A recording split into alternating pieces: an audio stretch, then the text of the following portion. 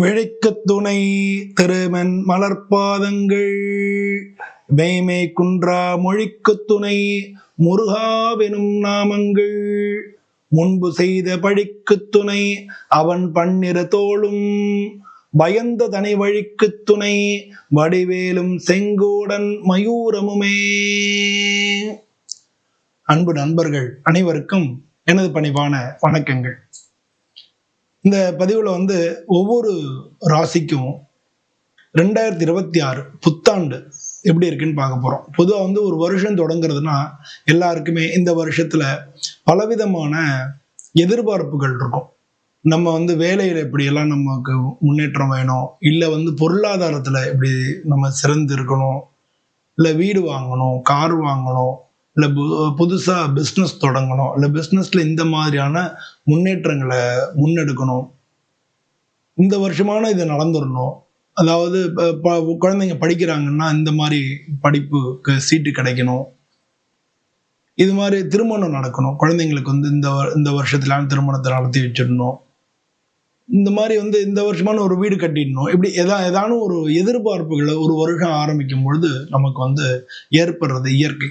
பொதுவாக உங்களுக்கு ஏற்படக்கூடிய இந்த மாதிரி நினைவுகளை நம்மளுடைய முயற்சியும் கவனத்தையும் ஃபுல் கான்சன்ட்ரேஷன் நம்ம தியானத்தின் மூலமா இருக்கலாம், இல்லை இறை வழிபாட்டின் மூலமா இருக்கலாம். திரும்ப திரும்ப அந்த விஷயங்களை நீ திங்க் பண்ணும் பொழுது அந்த எண்ணத்தினுடைய ஸ்ட்ராங், அந்த எண்ணத்தினுடைய பலம் இருக்கு இல்லையா, அது உங்களுக்கு அப்படியே கொண்டு கொடுக்கும். எல்லாத்தையும் மீறி அந்த எண்ணத்தை நீங்க பலப்படுத்திக்கணும், நம்பிக்கையோட, முழுமையான நம்பிக்கையோட, முழு முயற்சியோட. அதனாலதான் நமக்கு என்ன சொல்றாங்கன்னா, தெய்வத்தால் ஆகாதெனும் முயற்சி தன் மெய்வருத்த கூலி தரும் இருக்காங்க. நம்மளுடைய முயற்சி முயற்சி திருவனை ஆக்கும். இது மாதிரி இது நமக்கே ஏற்கனவே எல்லாம் சொல்லியிருக்காங்க. அதனால நம்ம அந்த மாதிரி இந்த விஷயத்துல முழுமையான நம்மளுடைய முழுமையான எண்ணங்களை, நம்பிக்கைய அந்த காரியத்தின் மேல வச்சு திரும்ப திரும்ப அந்த காரியம் நடந்தா எப்படி இருக்கும் அப்படின்னு சொல்லி நீங்க அதை கற்பனை பண்ணிக்கும் பொழுது எல்லா காரியத்திலும் உங்களுக்கு வெற்றி கிடைக்கும் அப்படிங்கிறது நமக்கு வேதங்களும் சொல்லியிருக்கு, பலவிதமான நமக்கு முன்னோர்களும் சொல்லியிருக்காங்க. இப்ப நான் சொன்ன மாதிரி திருக்குறள்லையும் சொல்லியிருக்கு. ஸோ அது மாதிரி பொதுவாக அந்த எண்ணங்களை நம்ம திரும்ப பலப்படுத்திக்கிறதுக்கு வழிபாடு அப்படிங்கிற அந்த இறை வழிபாடுங்கிற ஒன்று மிகப்பெரிய லெவல்ல நமக்கு உதவுறது. அதனால எல்லாரும் இறை வழிபாட்டுல கவனத்தை வச்சு இந்த வருஷம் உங்களுடைய எண்ணங்களை முழுமையா நீங்க செயல்படுத்தணும். அதுக்கு இறையருள் உங்க கூடவே இருக்கணும்னு சொல்லி நான் தினமும் வணங்கக்கூடிய அமிர்தநாயகி அம்பிகா சமேத நாகநாத சுவாமியோடைய பாதங்களை நான் தொட்டு வேண்டிக்கிறேன். உங்க எல்லார் சார்பாகவும் நான் வேண்டிக்கிறேன். இந்த வருஷம் யாருக்கு ஒவ்வொரு ராசிக்கும் எப்படி நடக்கிறது அப்படின்னு இந்த பதிவுல பார்க்க போறோம். நமக்கு எந்த மாதிரியா எந்தெந்த கால் வருஷம் 4 கால் வருஷமா பிரிச்சுக்கிறோம், எந்த வருஷங்கள் நமக்கு எப்படி நடக்கும் அப்படிங்கறத நம்ம முழுமையா பார்க்க போறோம். நம்ம அதுக்கு இந்த வீடியோக்குள்ள போய் பார்க்கலாம். அன்புள்ளம் கொண்ட தனுர் ராசி அன்பர்களே, தனுசு ராசின்றது காலபுருஷ தத்துவத்துல 9வது வீடா இருக்கு. 9வது வீடுன்றது மட்டும் இல்ல, குருவுடைய வீடு. இந்த வீட்டுலதான் மூலம், பூராடம், உத்திராடம், 1ஆம் பாதம் இதெல்லாம் இருக்கு. குருபவனுடைய வீடு அப்படிங்கறது மட்டும் இல்ல, காலபுருஷத்துல 9வது வீடு அப்படிங்கிறது ரொம்ப முக்கியமானது. மூலத்திரிகோண வீடு அப்படின்னு சொல்லுவாங்க இல்லையா, திரிகோணம் 120 சொல்லுவாங்க. அதனால மேஷம், சிம்மம், தனுசு இது மூணுமே ரொம்ப முக்கியமான ஒரு ஆக்சிஸ் மாதிரி. இப்ப அஸ்வதி, மகம், மூலம் இதுல இருந்து அவங்களுக்கு 9 நட்சத்திரங்களும் பிரிச்சு கொடுக்குறாங்க. அதனால இதுக்கு மூல திரிகோணம் பேரு. இதுல இருந்து அடுத்த செக்மெண்ட் ஆரம்பிக்குது இந்த அஸ்ட்ராலஜிக்கலா மேல வானியல்ல. அப்படி பார்க்கும்போது ரொம்ப முக்கியமான அந்த 3 ராசிகள்ல பார்த்தோம்னா இருக்குல்ல பெஸ்ட் ராசி அப்படின்னு சொன்னோம்னா அதுல தனுசு ராசியை சொல்லலாம். ஸோ இந்த தனுசு ராசிக்கு அதிபதி குரு பகவான் அப்படின்றது மட்டும் கிடையாது, இந்த ராசியில உள்ளவங்களுக்கு இயற்கையாவே நல்ல குணங்கள் இருக்கும். அதே மாதிரி பிடிவாத குணமும் இருக்கும். தான் பிடிச்ச மேலுக்கு 3 கால் அப்படின்னு சொல்லக்கூடிய இந்த ஒரு பிடிவாத குணமும் இருக்கும். எதையுமே மறுத்துட்டு தான் பேசுவாங்க, மற்றவங்க சொல்ல டக்குன்னு ஏத்துக்க மாட்டாங்க. ஆனா பின்னால யோசிச்சு புரிஞ்சுக்கக்கூடிய தன்மையும் உள்ளவங்க அப்படின்னு சொல்லலாம். இவங்களுடைய பேச்சு கொஞ்சம் கடுமையா இருக்கும், ஏன்னா உங்களுக்கு வாக்குஸ்தானத்துக்கு அதிபதியா சனி பகவான் இருக்கிறனால பேச்சு கொஞ்சம் கடுமையா இருக்கும். மற்றபடி இவங்க ரொம்ப நல்லவங்க.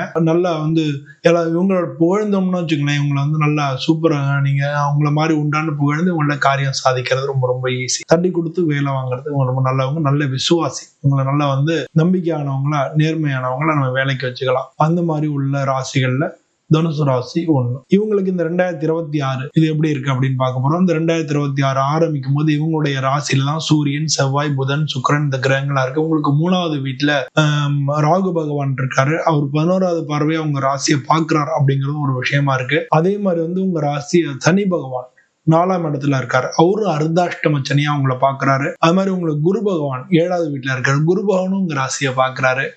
இந்த மாதிரி பொதுவா இந்த வருஷத்துல ஆரம்பிக்கும் பொழுது உங்களுக்கு சனியினுடைய பார்வை, ராகுனுடைய பார்வை, குருனுடைய பார்வை 3 உங்கள்ட்ட இருக்கிறதுனால உங்களுக்கு ஒரு கன்ஃபியூஸ்டான சுச்சுவேஷன், அடுத்த ஸ்டெப் எப்படி வைக்கிறது அப்படின்னு தெரியாத ஒரு சூழ்நிலைகள் வரும். ஆனா உங்க ராசிக்கு அதிபதி குருவா இருக்கிறதுனால பெருசா கவலைப்பட வேண்டாம். எல்லா காரியங்களும் தடுக்குதே, நம்ம எல்லாமே போறோம், எல்லாமே கரெக்டா தான் இருக்க மாதிரி தெரியும். ஆனா ஏதோ அந்த காரியங்களை நடக்கிறதுக்கு டிலே ஆகிட்டே போறதை உங்களுக்கு புரிஞ்சுக்க முடியும். ஏன்னா உங்களுடைய ராகுனுடைய பார்வையும் சனுடைய பார்வை 2 பேருடைய பார்வையும் இருக்கிறதுனால நம்ம என்ன பண்ணுவோம்னா எல்லாத்தையும் சந்தேகப்படுறதுனாலே நடக்காம போயிடுவோம் அப்படின்னு நெகட்டிவா நினைக்கிறதுக்கான வாய்ப்புகள் மிக அதிகமா இருக்கு. ஆனா குருனுடைய பார்வை இருக்கிறதுனால நீங்க எதுவுமே பிரச்சனை இல்லாம இந்த காலகட்டத்தை கடந்து வந்துருவீங்க. பட் பின்னால நடக்கும், ஃபெயிலியர்னு ஆகாது. ரீசனே இல்லாம எல்லாமே தள்ளி போறதை நீங்க பார்க்க முடியும். பொருளாதார ரீதியா நல்லா இருக்கும் அப்படிங்கறத நம்ம சொல்ல முடியும். அது மட்டும் இல்ல, இந்த முதல் 4 மாசத்துல ஜனவரியில இருந்து ஏப்ரல் வரைக்கும் அதுல குரு பகவான் பாக்குறாருன்னா கூட அவர் வக்ர குருவா இருக்கார்.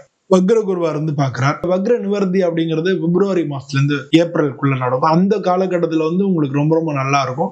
குரு பார்வை அகைன் வர்றதுனால உங்களுக்கு போற இடத்துல எல்லாம் நீங்க சொல்லக்கூடிய காரியங்கள் எல்லாத்துலயும் உங்களுக்கு மதிப்பும் மரியாதையும் கிடைக்கும். பட் எல்லா காரியங்களையும் ஒரு சின்ன தடங்கள் நீங்க போறதையும் நீங்க பார்க்க முடியும். பட் கண்டிப்பா காரியம் எல்லாமே உங்களுக்கு சக்சஸ் ஆயிடும் அப்படிங்கறத நம்ம உறுதியா சொல்ல முடியும். அதுக்கு அடுத்து வரக்கூடிய 4வது மாசம் ஏப்ரல்ல இருந்து ஆகஸ்ட் வரைக்கும் இருக்கக்கூடிய இந்த 4வது மாசத்துல குருபன் உங்களோட ராசிக்கு 8வது வீட்டுக்கு போயிடுறாரு. அது ஒண்ணு சொல்ல போனா 2/6 ஜூன் மாசத்துல 2ஆம் தேதி குரு பகவான் 8வது வீட்டுக்கு போயிடுறாரு.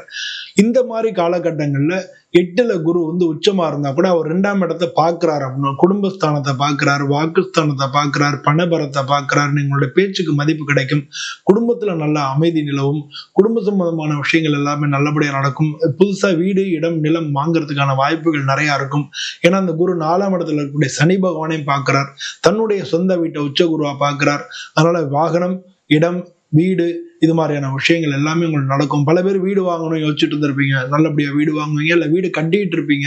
ரொம்ப நாளா தள்ளி போயிட்டே இருக்கும். அது முடிவாகாம இருக்கும். என்னடா இவ்வளவு நாள் நம்ம கட்டிட்டே இருக்கோம், அது முடிஞ்சு நம்ம கிரகப்பிரவேசம் பண்ணி வீட்டுக்கு போக முடியலையன்ற அந்த மாதிரியான ஒரு ஏக்கம் இருக்கும். அதெல்லாம் இப்போ தீரும்.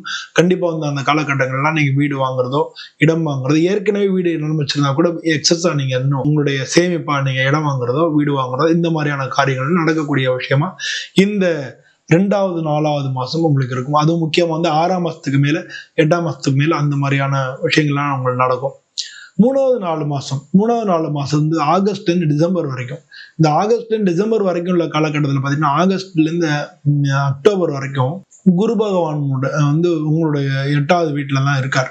ஏன்னா அவர் பயிற்சியாக இருக்கார். அந்த 8வது வீட்டிலே இருந்தா இதே மாதிரி முன்னால உள்ள அதே மாதிரியான சூழ்நிலை பொருளாதார ரீதியாக நல்லா இருக்கும். மற்றபடி ஒன்றும் பெரிய லெவல்ல பிரச்சனைகள் இருக்காது. உங்களுக்கு பேச்சுக்கு மதிப்பு இருக்கும். குடும்ப ரீதியான விஷயங்கள் எல்லாத்தையும் நல்லபடியாக நடக்கும். இடம் நல்லா வாங்குறதுல உங்க தசாபுதியில கொஞ்சம் டைம் இருந்தா கூட இந்த 10ஆம் மாசத்துக்குள்ள அந்த இடம், நிலம், வாகனங்கள், வீடு இதெல்லாம் வாங்குறதுக்கு தான் இருக்கு. வீடு இடமாற்றம், உத்தியோக மாற்றம் நடக்கிறதுக்கு உண்டான வாய்ப்புகள் மிக அதிகமா இருக்கு. ஸோ இதெல்லாம் இந்த காலகட்டத்தில் 10ஆம் மாசம் வரைக்கும். 10ஆம் மாசத்துக்கு மேல 12ஆம் மாசம் வரைக்கும் 10ஆம் மாசத்துல இருந்து குரு பயிற்சி ஆயிடுறார்.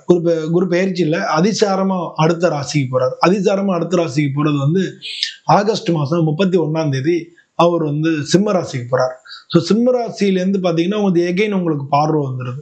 அது 9வது வீட்டுல இருந்து பாக்குறாரு. உங்க ராசிக்கு 9வது வீட்டுல இருந்து பாக்குறாரு. அவருடைய பார்வையில 5ஆம் பார்வையா பாக்குறாரு. ஸோ இது ரெண்டுமே ரொம்ப சிறப்பான ஒரு விஷயமா இருக்கும். அதனால உங்களுடைய குழந்தைங்களுக்கு எல்லாம் மிக மிக நல்ல காலமா அந்த காலங்கள் இருக்கும். உங்க குழந்தைகள் சம்பந்தப்பட்ட விஷயங்கள் எல்லாத்துலயும் உங்களுக்கு வெற்றிகள் கிடைக்கும். இதெல்லாம் நிச்சயமா நடக்கக்கூடிய ஒரு காலமா இருக்கு. ஏன்னா அவருடைய பார்வை பார்த்தோன்னா உங்களுக்கு 5வது வீட்டுக்கு போறார். 9வது வீட்டுல இருந்து 9வது பார்வையா உங்களை 5வது வீட்டை பாக்குறார். குழந்தைகள் ரீதியா உயர்வு இருக்கும். குழந்தைங்களுக்கு ரொம்ப ரொம்ப நல்ல காரியங்கள் நடக்கும். இந்த மாதிரியான விஷயங்கள் எல்லாமே நடக்கக்கூடியது எல்லாமே அந்த குரு அதிசாரமா போகக்கூடிய 10ஆம் மாசத்துல இருந்து இந்த வருஷ இறுதிக்கு வரைக்கும் நடக்கும். இதே நேரத்துல பார்த்தோம்னா ராகு இந்த வருஷ கடைசியில தான் பயிற்சியாரு. அது வரைக்கும் அதே இடத்துலதான் இருக்கார். இந்த வருஷ கடைசியில ராகு பயிற்சியாகி 4வது வீட்டுக்கு போறதுனால உங்களுக்கு வந்து இன்னும் கொஞ்சம் வந்து உடல் ரீதியான பிரச்சனைகள் கொடுக்கும். ஸோ இந்த வருஷத்துல நீங்க முக்கியமா கவலைப்பட வேண்டியதுன்னா உங்களுக்கு உடல்நிலை கோளாறுகள், அது மட்டும்தான் நீங்க கவலைப்படணும். மற்றபடி எல்லா விஷயத்திலையுமே வந்து குரு பகவான் உங்களுக்கு வந்து நல்ல பொசிஷனை கொடுக்குறாரு. இந்த வருஷத்துல மிக மிக நல்ல பலன்கள் அதிகமாக கிடைக்கிறதுக்கு உண்டான வாய்ப்புன்னு சொல்ல முடியாது, அப்படித்தான் நடக்கும் அப்படின்னு நம்ம சொல்லலாம். ஏன்னா குரு வந்து உங்களுடைய பெயர்ச்சி ஆகி ஜூன் மாசம் முதல்ல வந்து குரு பார்வை இருக்கு. முதல் 6 மாசத்துக்கு மேல 6ஆம் மாசத்துல இருந்து 10ஆம் மாசம் வரைக்கும் 8ஆம் இடத்துக்கு போனா அவருடைய பார்வை வந்து குடும்பஸ்தானத்துல விடுறது. அதே மாதிரி உங்களுக்கு 4வது வீட்டுல விடுறது. அதே மாதிரி உங்களுக்கு வந்து 12வது வீட்டுல விடுறது. ஸோ அதனால வந்து உங்களுக்கு விரயம் ஏற்படாது. ஆனா அது வந்து நல்ல சுப விரயங்களா வீடு, வாகனங்கள் இதெல்லாம் வாங்கக்கூடிய வாய்ப்புகளை அந்த நடுவுல உள்ள அந்த அந்த காலகட்டங்களை ஏற்படுத்தும். அதுக்கு அப்புறமும் பார்த்தோம்னா எகைன் குரு பார்வை வந்துருது உங்களுக்கு வந்து 10ஆம் மாசத்துல இருந்து 12ஆம் மாசம் வரைக்கும். அப்பயும் உங்க குழந்தைங்க மூலமா உங்களுக்கு நல்ல காலகட்டங்களாகவும், ஷேர் மார்க்கெட்டு, ட்ரேடிங் இந்த மாதிரி பண்றவங்களுக்கு, பினான்சியல் பொசிஷன்ல உள்ளவங்களுக்கு எல்லாம் நல்ல காலகட்டங்களாகவும் வந்திருக்கும் அந்த கடைசி 2 மாசம். ஸோ எப்படி பார்த்தாலும் இந்த வருஷம் முழுமையும் வந்து உங்களுக்கு குரு பகவானுடைய அருளால உங்களுக்கு எல்லாமே நல்லபடியா நடக்கிறதுக்கான வாய்ப்புகள் இருக்கு. நீங்க முக்கியமா கவனம் செலுத்த வேண்டியது உங்களுடைய உடல்நிலை கோளாறுகள். இந்த ராசியை சேர்ந்தவங்களுக்கு திருமணம் அப்படின்னு நம்ம பார்க்கும்பொழுது முதல் 6 மாசத்துக்குள்ள உங்களுக்கு கல்யாணம் பிக்ஸ் ஆகிறதுக்கான வாய்ப்புகள் மிக அதிகமா இருக்கு. அதை விட்டா கூட இந்த வருஷ கடைசியில 10ஆம் மாசத்துல இருந்து 12ஆம் மாசத்துக்குள்ள திருமண வாய்ப்புகள் உங்களை தேடி வரும். வியாழ நோக்கம் சொல்லக்கூடிய வியாழனுடைய பார்வை இருக்கு. இதை தவிர வந்து உங்களுடைய சுய ஜாதகத்துல தசா புத்தி அந்தரங்கள் வந்து உங்களுடைய திருமணத்தை குறிப்பிட்டு காமிக்கக்கூடியதா இருந்தா அதெல்லாம் நடக்கும். அதே மாதிரி வந்து நீங்க பார்ட்னர்ஷிப்பு, தொழில் அதெல்லாம் செய்யறவங்களுக்கு முதல் 6 மாசம் மிக நல்லா இருக்கு. வெளிநாடு சம்பந்தப்பட்ட விஷயங்கள்ல வந்து சக்சஸ் கிடைக்கிறது இந்த வருஷ கடைசியில 10ஆம் மாசத்துல இருந்து 12ஆம் மாசத்துல உங்களுக்கு எல்லா விதத்திலையும் வாய்ப்புகள் மிக அதிகமாக கிடைக்கும். பொதுவா பார்த்தோம்னா இந்த வருஷம் ஃபுல்லாவே உங்களுக்கு நல்லா தான் இருக்கு. உங்களுக்கு ராசிக்கு அதிபதி குரு பகவான்றனால பொதுவா சிவபெருமானை வணங்குறது ரொம்ப நல்லது.